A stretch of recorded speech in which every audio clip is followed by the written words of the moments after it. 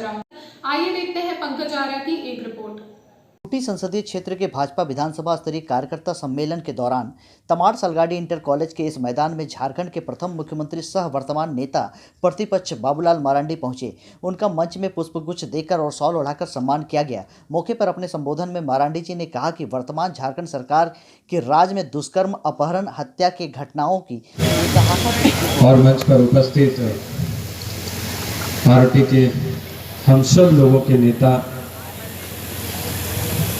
और लोकसभा में रहे पूर्व के उपाध्यक्ष, भारत सरकार में रहे मंत्री और खूंटी से रहे पूर्व विधायक आदरणीय दादा श्री करिया मुंडा जी और मंच पर उपस्थित भारत सरकार के मंत्री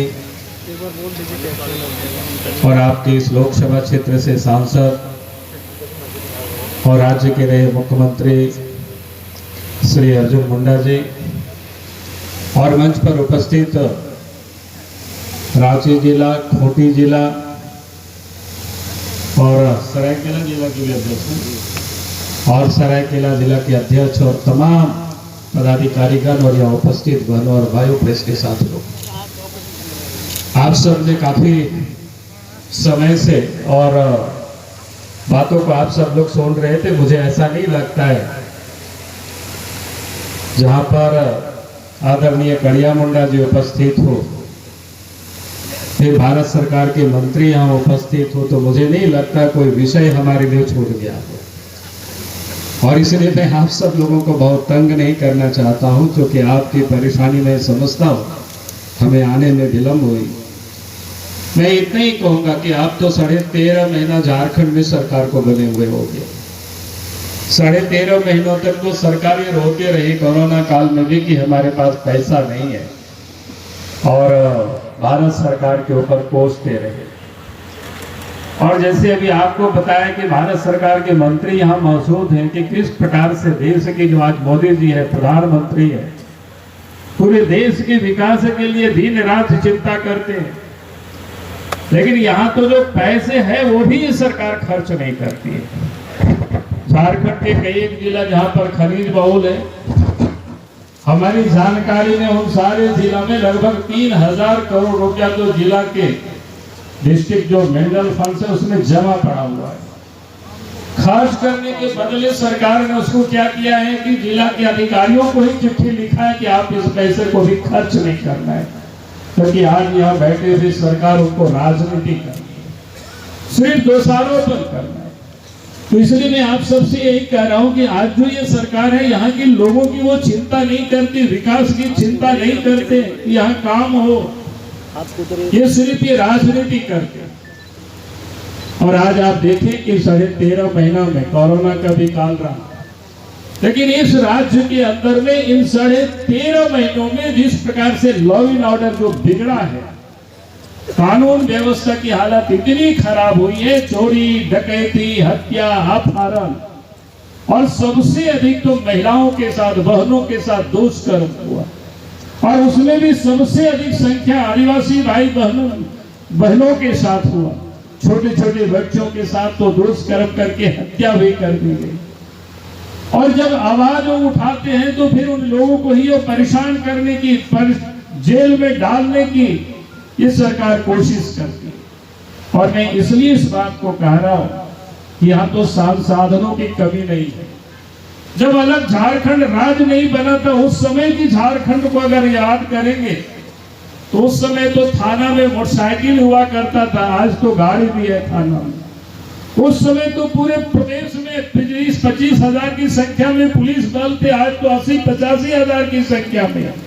मैं इसलिए इस बात को कह रहा हूं कि आज संसाधनों की कमी नहीं है उस विभाग में, और ये विभाग भी मुख्यमंत्री के पास है, लेकिन तब भी इस राज्य में अपराध बेलगाम। आपको आए दिन व्यवसायों से भी रोज एक्सटॉर्शन हो रहा है, टेलीफोन पर, फेसबुक पर पैसे मांगे जा रहे। हमें तो यहाँ तक लोगों ने बताया कि जिन लोगों से धमकी दे करके पैसा मांगा गया और वो व्यक्ति गया एसपी के पास खबर करने को, तो उन्होंने कहा कि आप ले दे करके मामला को शांत करो। आप सोच सकते हो अगर सत्ता में बैठे हुए लोग ही इस प्रकार से अपराध को बढ़ावा देंगे तो राज्य में कैसे अमन चैन होगा। आज पूरे प्रदेश में भय का माहौल, और इसलिए मैं आज आप सबसे कह रहा हूं कि मानो ये इस राज्य में जो सरकार बैठी हुई है तो अपराधियों को शायद ऐसा लगता है कि लोग कहते हैं गांव में कि सैया भेल कोतवाल तो डर का है। आज यही स्थिति पूरे प्रदेश में हो गई। दूसरा जो मामला है वो करप्शन का, भ्रष्टाचार का।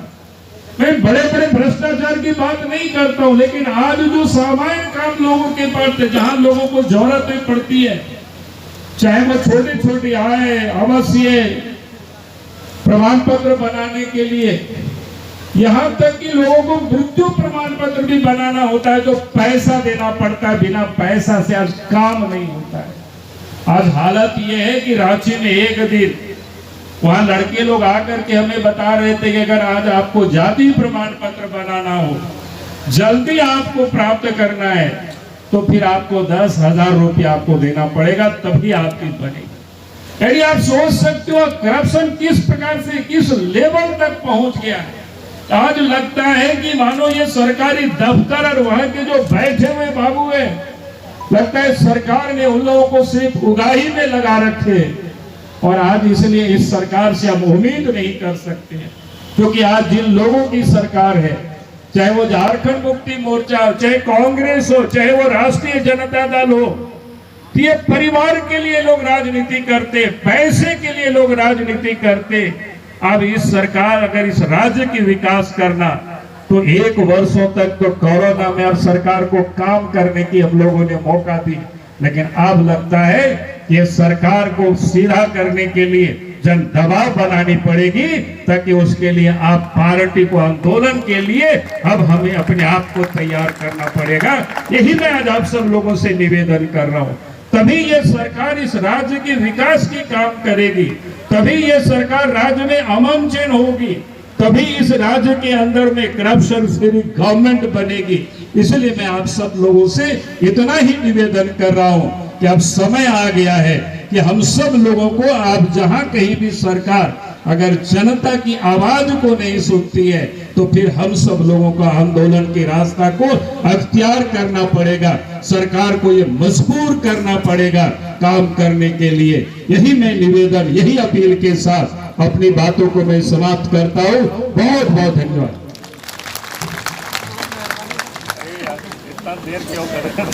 आर्यन झारखंड खबर आप तक तमाड़ से पंकज आर्य की रिपोर्ट।